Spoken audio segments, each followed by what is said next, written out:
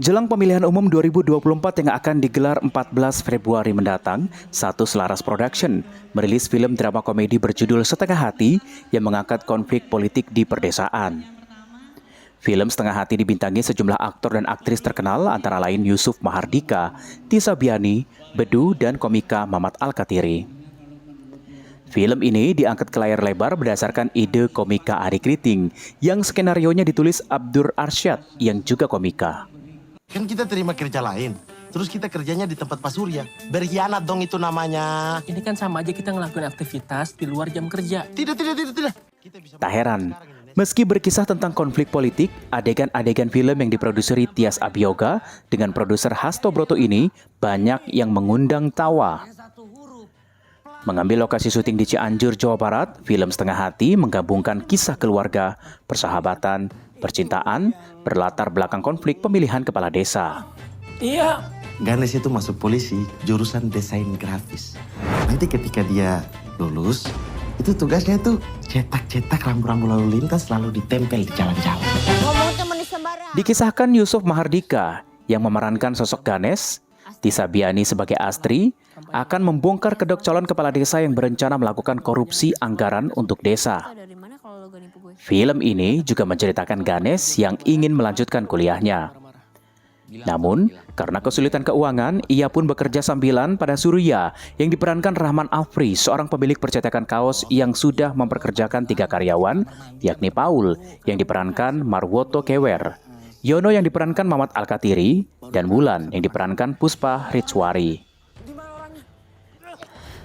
Menjelang pemilihan camat sebagai putra daerah, Gilang yang diperankan Bedu mencalonkan dirinya dan menyerahkan segala keperluan kampanyenya kepada keponakannya, Astri. Astri lalu meminta Ganes untuk membuat kaos. Namun ternyata, Gilang dan Surya ternyata pernah memiliki konflik yang belum terselesaikan. Akan tetapi, Ganes yang membutuhkan uang, diam-diam menerima permintaan Astri. Hal ini membuat dirinya terlibat dalam konflik yang melibatkan 2 pihak yang bersengketa di kampungnya. Bersama bos tempat kerjanya, Surya dan 2 rekannya, Paul dan Yono, bekerja sama untuk membuka kedok calon pemimpin di kampungnya yang berencana untuk korupsi dana anggaran. Film ini betul-betul keluar dari ide murni kami yang ingin menyuarakan suara di desa yang memang kadang-kadang kita nggak pernah tahu ternyata situasi di desa itu bisa lebih kan parah ya, lebih serius daripada di pusat. Bedu menegaskan, film ini bukanlah bagian dari upaya mempromosikan diri setelah memutuskan maju sebagai caleg, karena film Setengah Hati sudah digarap 2 tahun lalu. Main film Setengah Hati berperan sebagai calon kepala desa yang isinya tentang kegiatan politik, ya. Itu saya belum mencalonkan diri sebagai anggota legislatif, belum.